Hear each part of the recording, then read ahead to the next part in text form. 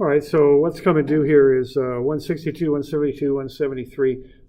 Like I said, we'll omit 181 and 183. Those will be due later. Okay, I got a little mixed up on that when I put that up there on Monday, I think it was.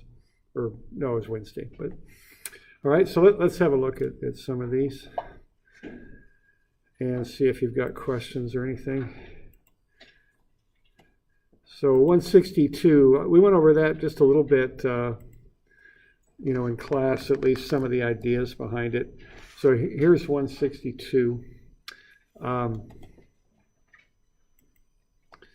right, so what's going to happen here is the bar is going to do that, okay? So that's what we're looking at. Now what it's going to do is it's going to rotate around A. And what that's going to do is stretch those two little hangers out a little bit. And they're not going to stretch out by the same amount. So you want to be aware of that. Now, the one thing you can do, and this, you know, I've used this, you know, I've done a little bit of surveying, and we use this all the time. If you are turning, if you have an angle there, and it's a small angle, and by small, it can go up, I don't know, maybe 5 degrees or maybe even higher. You can pretty well approximate that rotation on the top sketch as a right triangle on the bottom sketch. That works pretty well, and that'll be quite accurate. So that's commonly done. All right, so you can go ahead and do that. And the reason we want to do that is we want to be able to relate the deltas together. Okay, that's the purpose for wanting to do that. And if we have that nice right triangle, we can relate the deltas together by using similar triangles. It's a very straightforward method. All right. And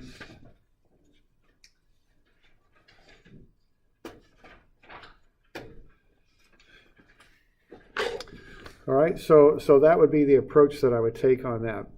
Now, this is a statically indeterminate problem.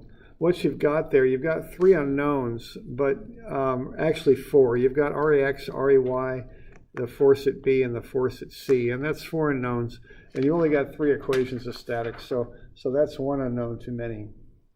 Now, what you're interested in working with are those hangers there at B and C. So really, the only useful statics equation is a moment about A. That's really the only one that'll do you any good, because if you use sum of Fy equals 0, you're going to get Ray into the equation, which is just this extra variable that you wouldn't have if you did a moment about A.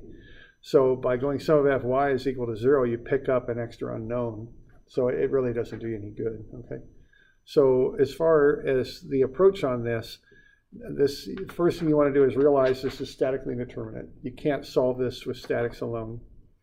The second thing to realize is, okay, I got to start using statics equations. Sum of Fy really isn't going to get you anything extra. So the only statics equation worth applying is sum of MA. Okay. So what you would do with that is you'd go sum of MA equals 0.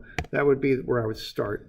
Because when I'm doing these things, I start them by doing whatever statics I can.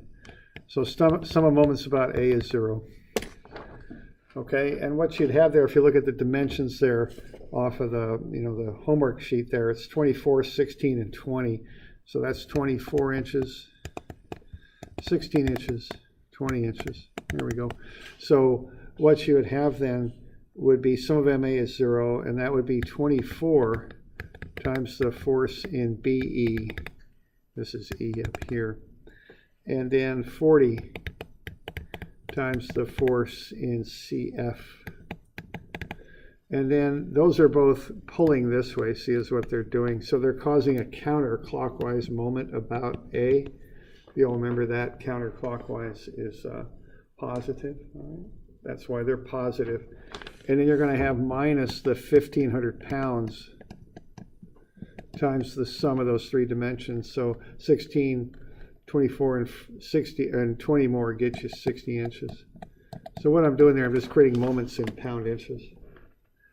So what you're going to end up with then is a statics equation, and that's going to be 900,000.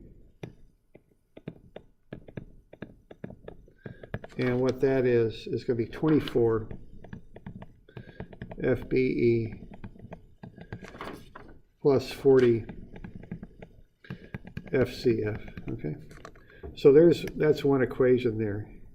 And that's a good equation. I mean, that gets you one equation with two unknowns. Okay, and they're the two unknowns that we're working with here. So that's a good one to start off with. So we're doing all right with that. Okay. But that's all you can get from static. See, if you go sum of Fy and set that equal to 0, I mean, that might seem like a reasonable statics equation to use. But the problem is you're going to pick up another unknown. So you're going to get Ray plus FBE plus FCF minus 15,000. So yeah, you get another equation, but you also get another unknown. So it just doesn't really help you at all. Okay, so there's really no reason to do that. So that equation number one is the way to go. Okay. Now that alone isn't enough because you got two unknowns in one equation. So the next thing to do here is to start to use strength of materials. And the strength of materials relationship that you use is that by using E, what we can do is we can make that kind of transition, or whatever you want to call it, between delta and load. Sometimes it can be expressed as strain and stress, however you want to express it. But what E does for that linear portion of the graph, and the only time you can really use E is when you're in that linear portion of the graph of the stress strain curve, right? That's the only time it applies. But normally you are when you're doing engineering design. That's where you want to be. Okay. So what this equation does is allow us to relate the load to the deformation. See? So what we need is some sort of expression that deals with the deformations, where we can relate them together.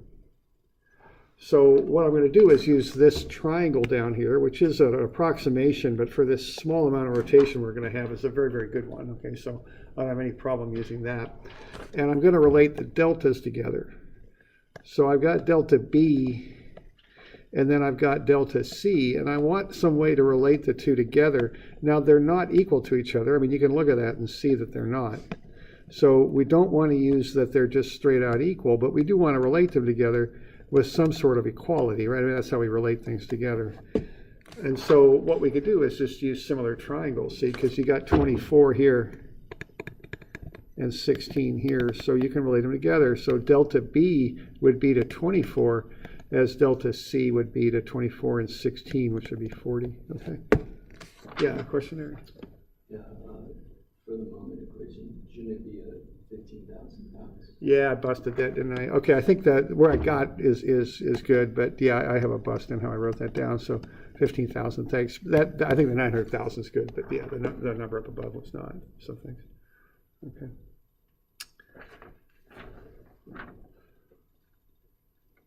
All right. So what you can do then is you can multiply through by 24, and you can get delta B then is whatever 0.6 times delta C, and then you can invert that and just look at it the other way and get that delta C is 1.667 times delta B. All right. So you can relate the two deltas together, but the important thing here is they're not equal. Okay, you can't just set them equal because they're not. You've got to do that similar triangle relationship. All right. So this is equation number 2, and this is the equation, right there. And I know I'm getting a little crowded here on this little computer screen, but there you go. So that's the two equations that you can use: equation 1 and equation 2, and there are two equations, two unknowns. Okay.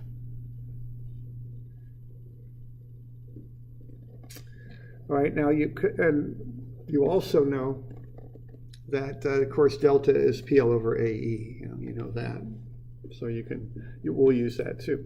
Okay. All right. So now we've got that lined out. So what we want to do next here is to kind of work the two equations and two unknowns and get to the final answer. Okay. So what we're going to do then is use that delta is PL over AE. All right. So what I'm going to do is I'm going to take my unknown FB, call it FBE, and that has a length of 18 inches, And then you've got these two cross-sectional areas here. So this area here is 8 inches squared. And this other one here is 12 inches squared. Okay. So we got that. So we're going to divide BE by 8. And then we're going to divide that by the modulus of elasticity, which is 6 times 10 to the 6.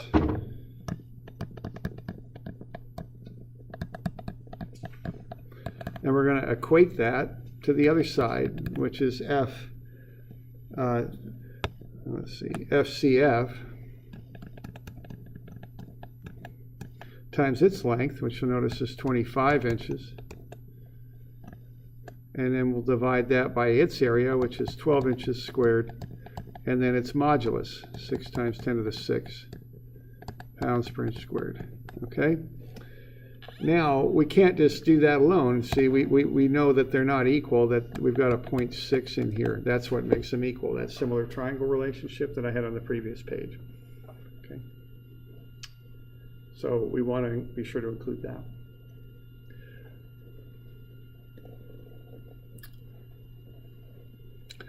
So what we have here on the previous page is relating the deltas together. What I really want to do is relate the forces together, so that's why I'm using the PL over AE stuff.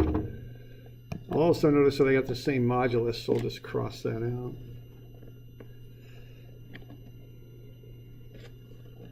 So what I'm going to do there is I'm going to work this thing down and through, and I'm going to get what the force in BE is in terms of FCF. It's 0.5556, and that's FCF. Okay.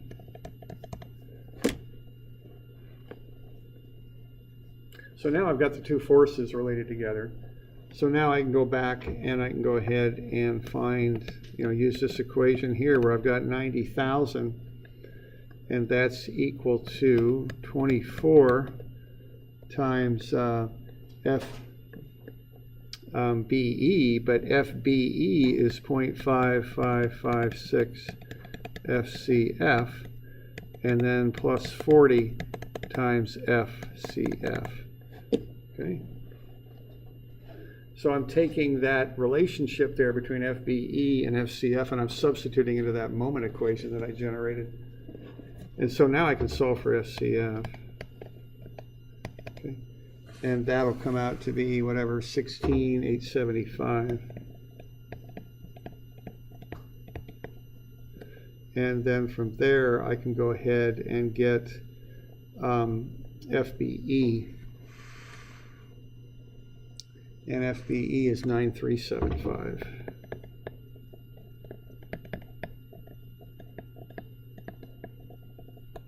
Like that, okay? So that one's a little bit more complicated than the one that you just turned in, but the concept's the same. I mean, you get something in that's statically indeterminate, you write up whatever statics equations you can, and then you relate the deltas together somehow. In this case, it was with similar triangles. And you also use the delta as PL over AE. And between that, you've got enough equations where you can go ahead and solve. Okay. All right. Now, the last bit is to see what that deformation is, how far down point D moves, I think. Yeah, right. So what you want to do on that last part is to, again, use similar triangles.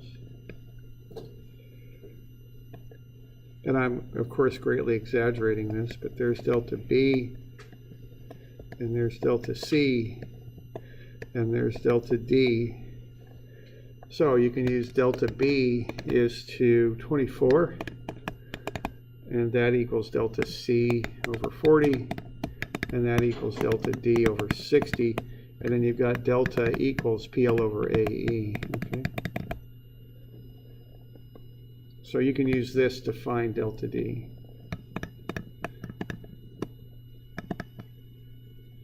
And you don't need to use everything here, but you can use most of it.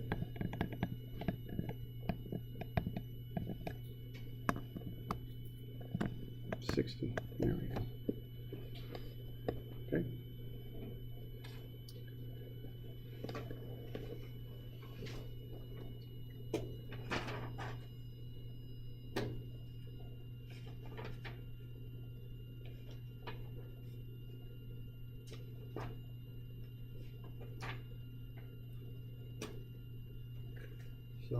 So we're doing all right with that? We got any questions on that bit?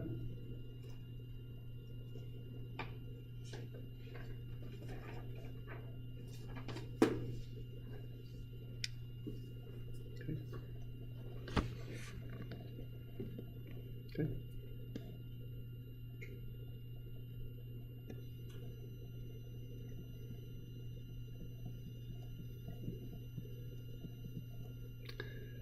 All right, now this one, this is 172.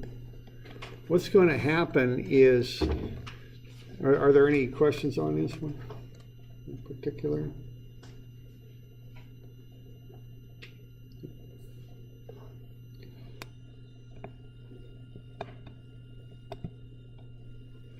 Is that thing's going to try and get longer, okay?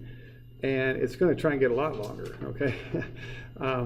Longer than it has room to expand. There's a little bit of a gap in there, and that bar there can grow into that gap, but it's going to want to keep on going is what's going to happen. So what you want to do on this is there's kind of a sequence to it. So you want to find the temperature-induced strain. And then after you get that, you want to find delta T. Delta T is right here. All right. And delta is 0.03672 meters, so it's quite a bit. So that's 3.672 meters. Now that's what I would call delta T. That's the lengthening due to temperature. But the issue here is that it can't lengthen by that amount, okay? Because there's a ceiling in the way, all right? It's going to hit that ceiling. So the ceiling is going to prevent that from happening. Now, the way I think about it here, it's just easier for me to think about it this way, is I think of that lengthening as happening, and then the ceiling exerts a force and pushes it back. So what I would call this dimension here is delta for the stress, okay? And this isn't some sort of official notation or anything, but this is just how I think about it, okay? So it's trying to get too long, but the ceiling's saying, no, you know, I'm not gonna let you do that. It's gonna push up against the ceiling, but the ceiling's gonna hold, okay? So the way I think about it in my mind is it does get this, it does have that delta, and then the ceiling pushes it back down, okay? So that's how I think about it.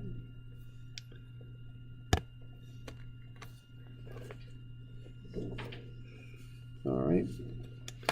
So what you would do next would be to find delta for the stress, okay?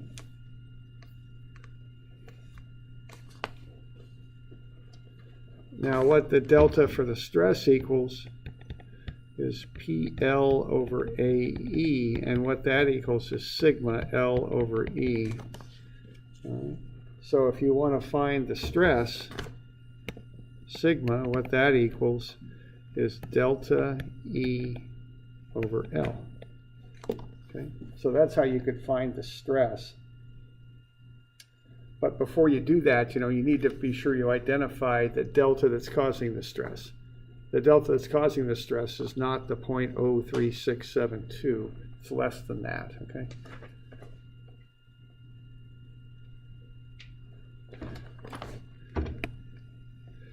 All right, and then the last little relationship that you would use, I'm kind of run out of room working my way down, is that what sigma is, of course, is P over A, so P, the load, is sigma times A. Okay. So that's the steps to get that one figured out.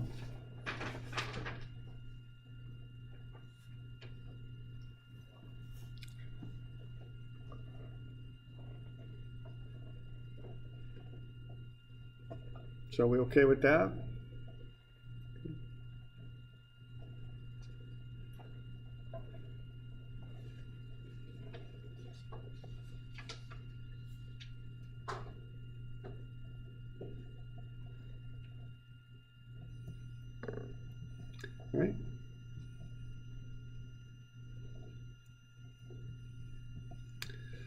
right, this next one here is kind of involved. All right. Because what's going to happen here, we've got this bar in there, and there's no stress, but it's tight in there, but there's no stress. Now what's going to happen is the temperature is going to go up. Now when that happens, this side's going to try and get longer, like so, and that's the stainless steel, and the cast iron is going to try and get longer too, like that. But of course they can't, because they're in each other's way. All right, so that can't happen. So what's going to happen here is they're going to reach an equilibrium position. Okay, but the important thing on this is where they end up is not where they started. They're going to start pushing on each other, and the stainless steel is a lot bigger, so it's going to actually push that cast iron back as that temperature goes up, because it's bigger and a little stronger too, I think, and it kind of pushes back. So what you're going to do is end up in a new equilibrium position, maybe here. Okay, so that's kind of what's going to happen here, is they're going to try and lengthen out, both of them, but they can't do it. So they're going to start interacting with each other and pushing on each other and exerting forces on each other. And they're going to push back to a new equilibrium position. So I would call that the overlap. When I'm doing these temperature problems, to me it's easiest to kind of think of the final temperature deltas and all that as being the initial position, and then they push back from that. So I would think of them, even though it's physically impossible, as starting out in that overlap position, and then they push back. And where they're going to push back to, that's governed by an equilibrium position. Okay. So that's kind of the deal with this, and it's a little tricky, but that's what's going on. Okay. So let's kind of walk this one through a little bit, okay? Because this one's a little tricky.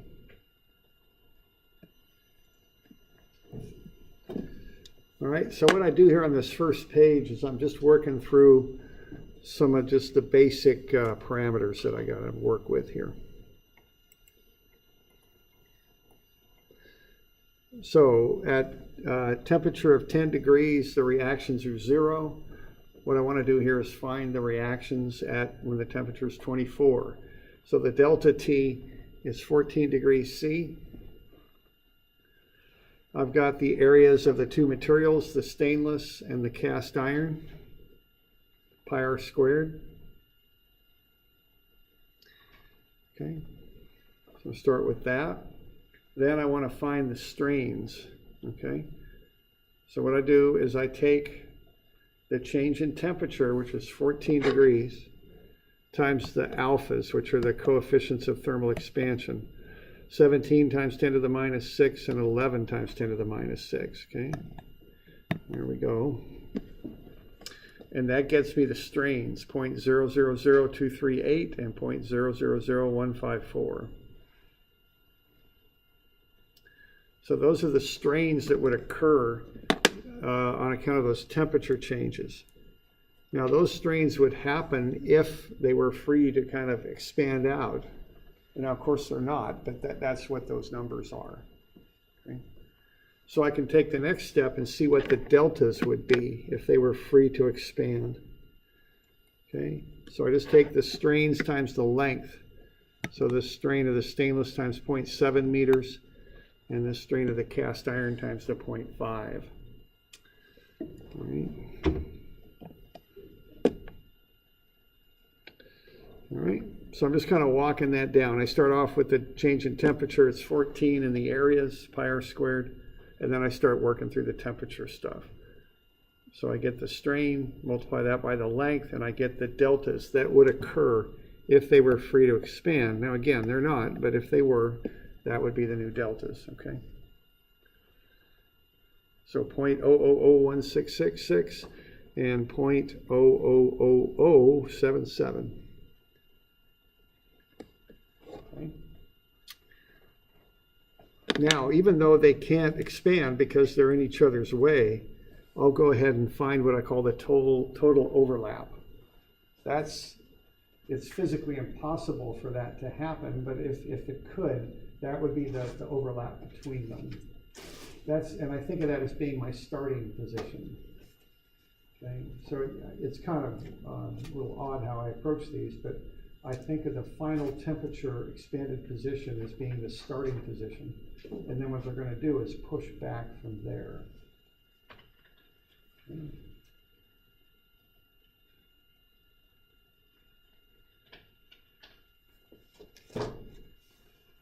So we're doing all right with that? Because what they're going to do, they're going to push back from this position. They can't be in this position, so they're going to, and they're going to come to a new position, and the new position is based on how hard they push. Okay. So this has the temperature stuff in it. It also has some stuff that's like the statically indeterminate stuff. Basically, is what's going on. Okay. So what we're going to want to do is figure out what the deltas are in the stainless and the cast, such that they balance out and the thing's in equilibrium.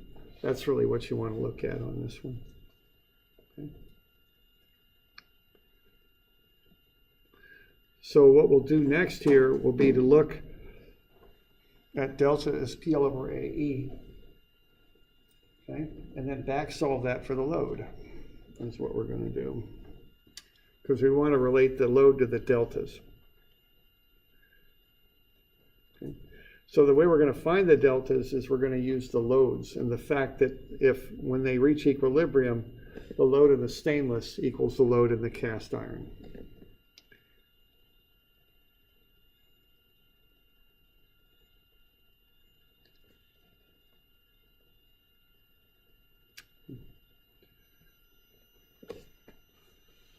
All right, so we know they're going to reach equilibrium when the load in the stainless is equal to the load in the cast iron. Delta is PL over AE, so P, the load, is delta AE over L. So what we're going to do is put in delta stainless as an unknown times its area times E, its E over its length, and set that equal to delta cast iron. Okay, or excuse me, to P, the load in the cast iron. So I'm going to go delta stainless times the area of the stainless times E for the stainless times the length of the stainless. And I'm going to equate that to delta for the cast iron, the area of the cast iron, and E for the cast iron over its length. Okay. I'm just going to run those numbers, and what I'm going to find is how those two deltas relate to each other. So 3.19 times delta in the stainless will equal the delta in the cast iron. That's how that's going to shake out when I work through the numbers. Okay.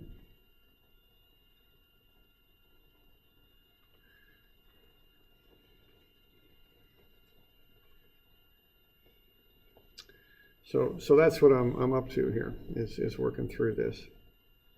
All right.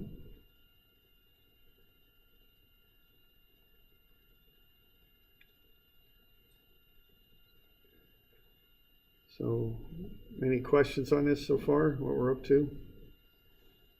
Okay.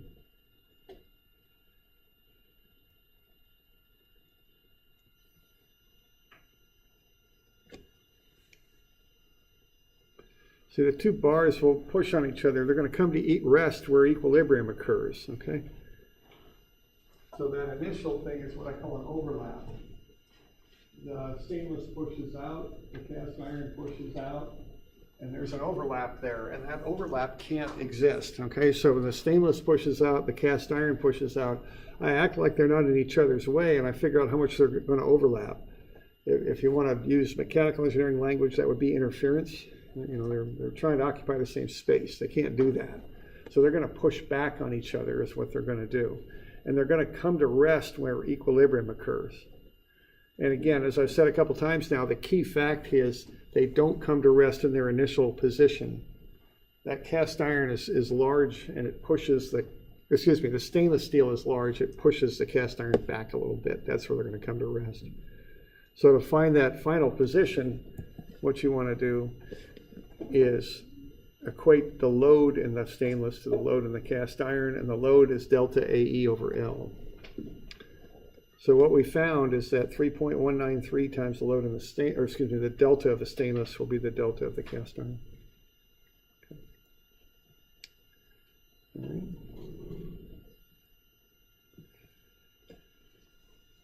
All right, so delta stainless and delta cast iron, when you add them together, that'll be the overlap. And the overlap is 0.002436.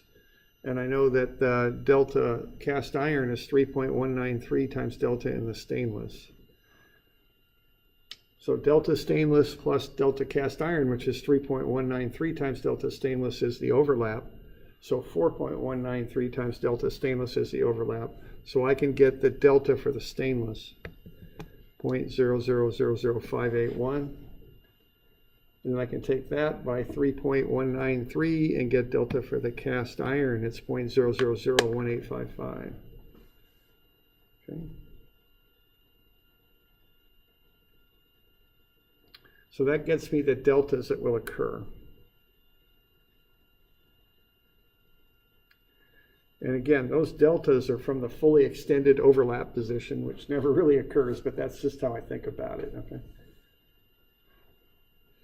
And I can check those numbers. I can add the two deltas together, and sure enough, they come out to be the overlap, the 0.0002436. So those are probably good numbers there.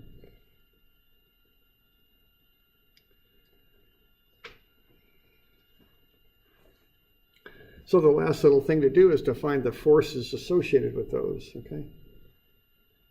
So I'll find what force in the stainless would cause the delta to be 0.0000581 and what force in the cast iron would cause its delta to be 0.0001855. Okay. That's the last little bit here. So P is delta AE over L. I can go ahead and plug those numbers in and get the load in the stainless steel. And despite just a little bit of rounding difference, I can do the same thing for the cast iron.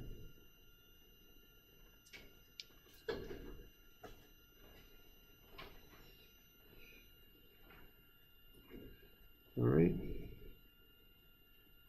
So that gets me the loads in the two materials, and those are the reactions. Okay. So the stainless steel and the cast iron are pushing on each other with 279 kilonewtons, and so they push back on the support with the same load. Okay.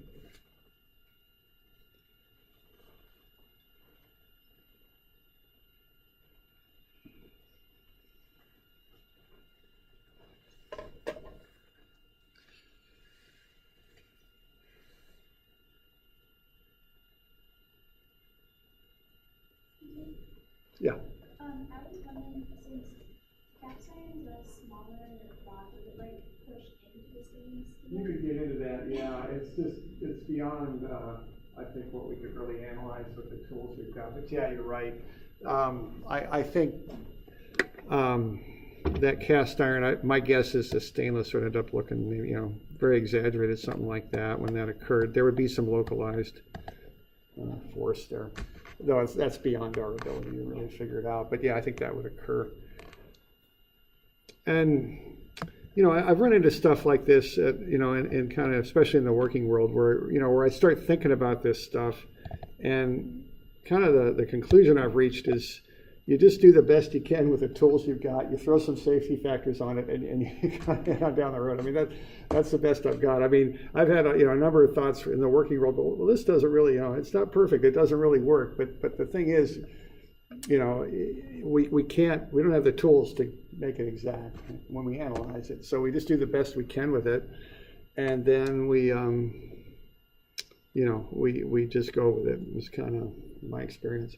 Yeah, I remember even thinking about one where then my first thought was, well, that really isn't totally correct. But then my next thought was, well, people have been doing it that way for 60 years, and it works. So, I'll do it too. So it's a good point though. Okay. All right. So that's how that one works.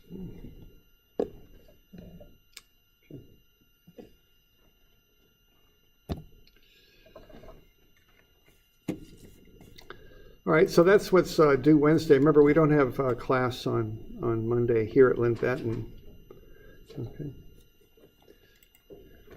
We got a couple minutes, so why don't we at least have a look at this thing here. So what we were doing, we noticed that when we started pulling on these coupons, as they're called, that they don't all break straight across. Some of them do, but some of them break at angles, and the very common angle that they'll break at is 45 degrees. That's a very common failure, especially for kind of that mild ductile steel that we use for structures and other metals as well. So what we started looking at here and investigating was first a situation that you might be familiar with, taking an angled force and finding the shear stress then on that standard cross-sectional plane, and we used just a little bit of trigonometry like we'd use in statics to get that figured out. We broke up the angled force into components, and then we kind of took that and turned it around a little bit and said, okay, we can do the exact same process or something very close to the same process by using a straight force on an angled plane. And so the truth of the matter is, we could find the stress on any angled plane we want. Up to this point in the class, we've just been using the standard cross-sectional plane because that's normally what people work with if they want to find the normal stress. And it's also quite often the critical plane, the one that has the most stress on it. So we use that one, If we just say, what's the normal stress in the bar, that's what we'll find. But in truth, we can use this trigonometry that we used here. And notice we used the trigonometry both to get the component of the force that was normal or parallel to that area of the face, but also to find the area of that angled face. So we used trig twice. And what we did there was we went ahead and did that and found the stress on that angled plane. And you could find it on any plane that suited you. So what's happening here is it just so happens that if you look at the crystalline structure of this metal, and metals, they don't make really clean crystals like a jewel, but they are in a crystalline pattern. There's a plane of weakness on the 45-degree plane. So as the tensile tester pulled and pulled and pulled on this thing, eventually the stress on that 45 plane reached a level where the material wasn't strong enough to hold, and so it broke. That's what it did. Okay? And that happened before the stress on the standard plane reached a point where it would break. So it just happens in metals. There's often a plane of weakness at 45 degrees. And where you might see that, in something might be more easily visualized than this thing with metal, is if you got wood. In wood you've got grain running through that has some weaknesses along the grain. Now, I don't think you'd build a board so that the grain was running at 30 degrees like that, but all the same, there is a plane of weakness there, and you could create something like that. Okay? So that's the idea. And then I've got a bit of a derivation on 280 there for these equations. So we can take all that trig we were doing and kind of get it into one equation that we can use for what we call uniaxial loading. All right, and that's on page 280 where I have this derivation. So what I have there is a bar. Now I've turned it on its side this time, and I'm going to reference this angle from the standard cross-sectional plane. And be sure it says that in your notes, because that is important, that we reference the angle and we measure it counterclockwise from the standard cross-sectional plane. And I think I changed that. It should have been kind of scrolled in there, I think. Okay, and then what we're going to do, we're going to look at pulling on this bar just like you would with a tensile tester with a load of P, but then we're going to look at the normal and shear stress on that angled plane. So we're going to look at two forces, the normal force and the shear force, okay, N and V. All right, so we're going to use trig to get N and V figured out, and then we're going to do some equilibrium analysis. We're also going to call the area of the inclined face S. And that will be A divided by the cosine of the angle, because the area, the inclined area times the cosine of the angle is the standard cross-sectional area. So we're going to solve that back and get that S is A over cosine theta. Okay. Then we're going to pull with N and with P, and we're going to look at what these resultant forces are, N and V, perpendicular and parallel to that inclined face. So I've got a little triangle here that shows some of those relationships. We've got that angle theta right there. So if I draw a vertical line here, that would be 90 minus theta. And then if I get yet another line here that's on the shear direction, that'll be a right angle in there. So this will go back to theta right here. Okay. So if I do that, I can write up two equilibrium equations.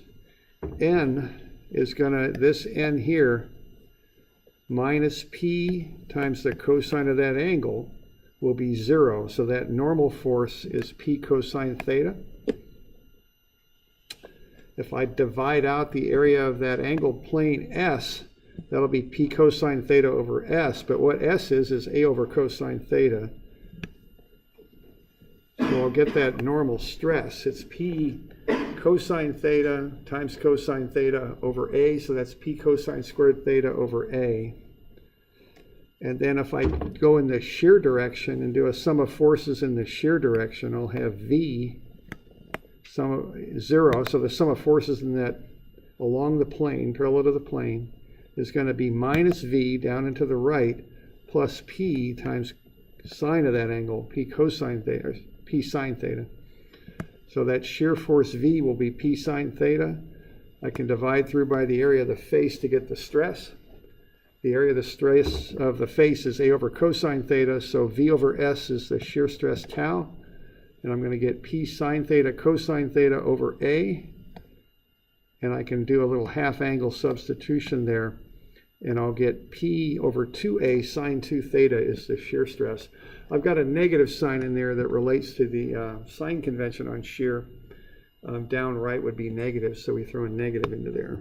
And I'm about out of time, I know that. So what we've just done is through an equilibrium analysis and a little bit of trigonometry, we've developed two formulas that are on your formula sheet. One for the normal stress on an inclined plane in an axially loaded bar, and the other for the shear stress on an inclined plane in an axially loaded bar. Okay. So there we go. I'm out of time, so we'll call it there, and we'll see you guys on Wednesday, I think, and we'll carry on with this.